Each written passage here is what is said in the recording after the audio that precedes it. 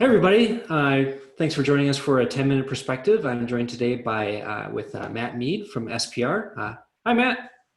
Hi, Andy. What's what are you wearing, Matt?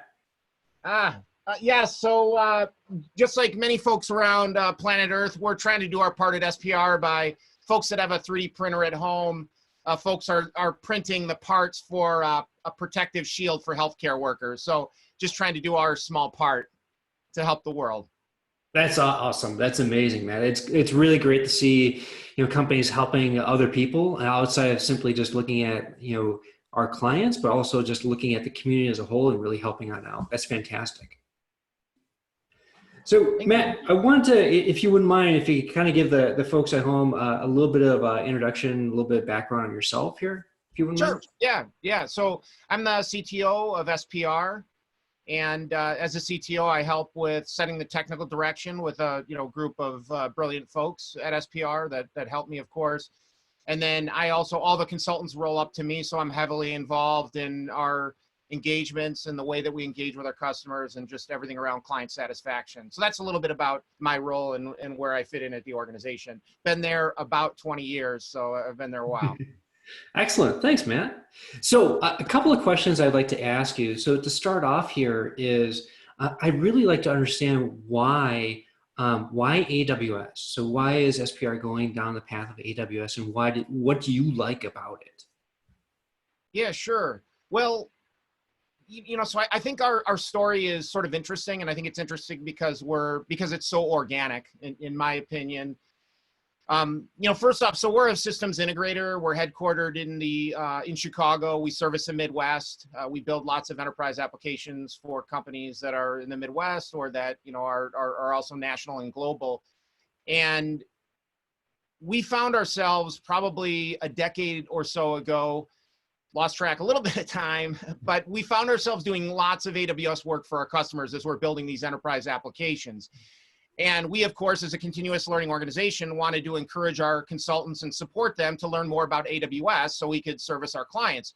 Over time, Andy, we found that we were providing a ton of value for our customers by building solutions on AWS.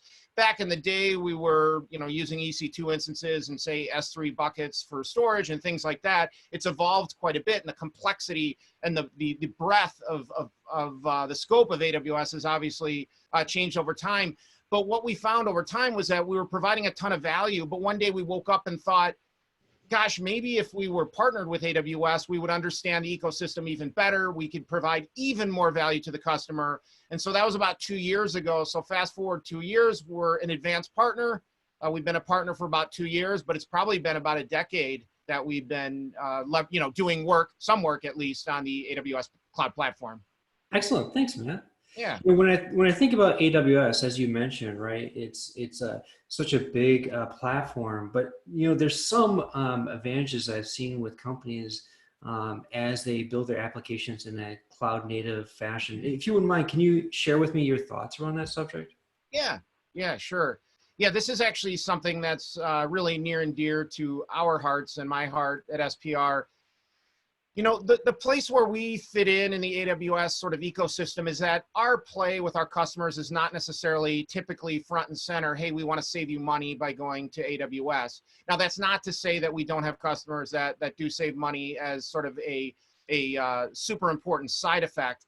But the way that we look at the AWS and the cloud is we look at AWS providing the cloud platform, obviously, and then SPR's important piece and other partners' important piece then is to implement or orchestrate a cloud native implementation on top of that platform.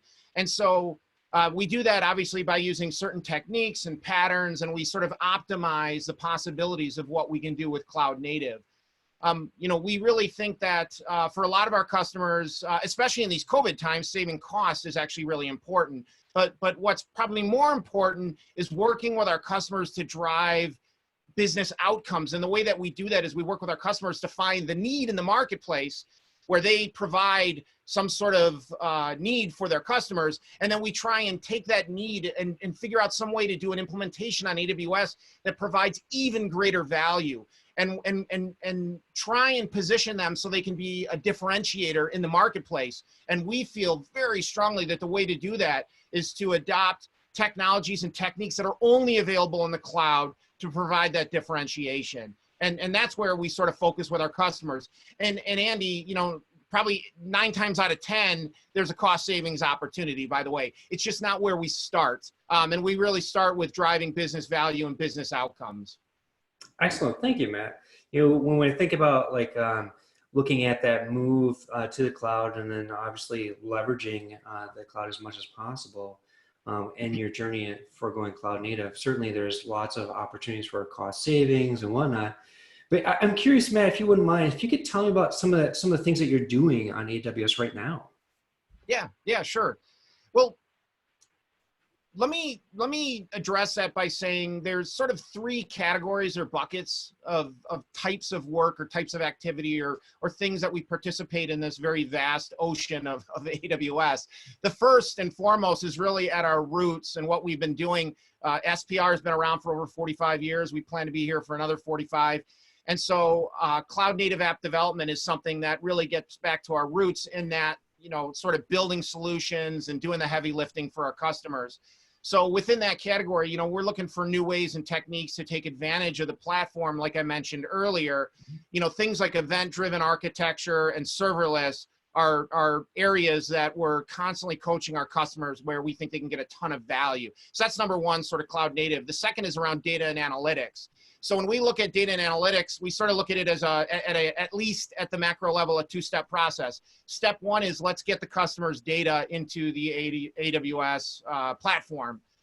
So once we get it there, though, it's not necessarily generating value. So what we want to do is step 2, where we sort of figure out what can we do to operationalize this data and sort of turn the data into information. There's actually an awesome quote from an AWS white paper, and unfortunately I don't recall the author or the exact white paper, but it sort of talks about the speed at which information can be available, you know, dictates the speed at which business decisions can be made. And I think that's sort of the mantra for us when it comes to data and analytics. So that's the second category where we do a ton of work. And we're going to be taking advantage of things like S3, Athena, data lakes, glue services, Aurora, and things like that when it comes to data and analytics. And then the third category, Andy, is around cloud enablement and migration. And again, I kind of talked earlier where, you know, sure, we're going to help customers do sort of some lift and shift of some workloads to get it to the AWS platform. But that's not really sort of the destination for us. That's sort of just a stop along the way, because what we want to do next is sort of do some app modernization to take that almost for sure legacy monolithic application that's not really taking advantage of scalability and the, you know, elastic nature of what's available within AWS. And we want to do some modernization on it to incorporate some of those cloud native aspects so that we can, you know, allow that customer to have a business differentiator potentially, and then, you know, maybe a cost savings like we talked about earlier as well. So those are sort of the 3 areas where we're doing the bulk of our work. Oh, that's excellent. So when I think about like a company's journey, one of the challenges that I can see is that because the platform is so big, you know, where do you start? It's almost like, you know, sitting there and do I have to boil the ocean to make this happen? I don't know if you have any recommendations for individuals that are looking at how do I even just start this journey? Yeah, sure. So there's a bunch of things that come to mind, Andy. I mean, one of the first things is just sort of a mindset where I think it would be really important for a customer or, you know, just someone out there looking to move to AWS and maybe sort of dipping their toe or jumping in the deep end for the first time would be to try not to think about everything in sort of the old frameworks or the old ways, trying to, you know, keep an open mind, because there are different ways to architect solutions on the AWS platform using technologies that aren't even available on-prem. So if you're going to AWS for the first time, you got to keep an open mind and not be sort of stuck in your old ways. And it really starts with this sort of open mindset.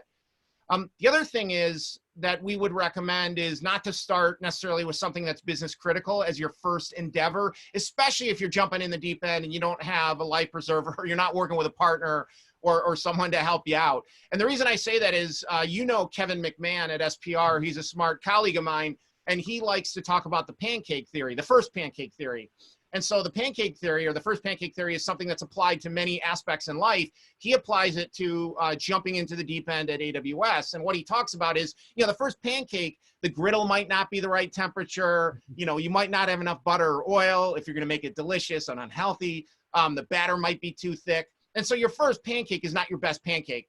Now, I don't know that we need to throw out that first implementation on AWS, but it might not be your best. There might be some refactoring that's going to be required. So let's not pick something that's like uber business critical. Let's start with something that we can refactor a bit and, you know, have a little bit of evolution to get it to a place where we think that's really good. That's really providing business value. And then your second or third implementation can be something that's business critical. You know, we certainly want to drive toward business value. So those would be some of the things that we think about. But, you know, and maybe one last thing, Andy, is I would say we love customers that want to lift and shift workloads to AWS, and that's part of what we do for organizations. And that's something that we would encourage folks that are wanting to start using AWS.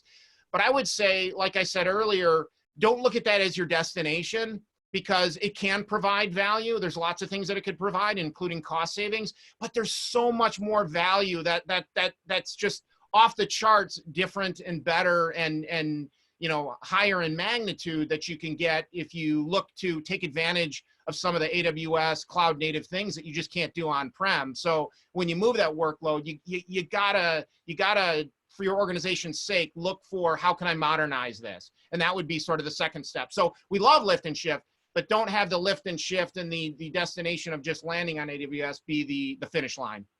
Excellent, Matt. I really appreciate the insights around that. It really does make a lot of sense. And certainly from companies, you know, that initial move, right, that might not necessarily be really the ultimate goal for them. So I like Right. looking at that from that further perspective of how can I save even more money? How can I leverage this even more to automate away some of the tasks that, you know, we don't really need to have people do it. That's Exactly. fantastic. Yep. Excellent. Well, Matt, I really appreciate you taking some time today to talk with us. Yeah, I appreciate you taking the time to talk to me. We're honored. I'm honored, and SPR is honored to be part of your YouTube channel. So thanks so much, Andy. Excellent. Thank you. Bye. Bye.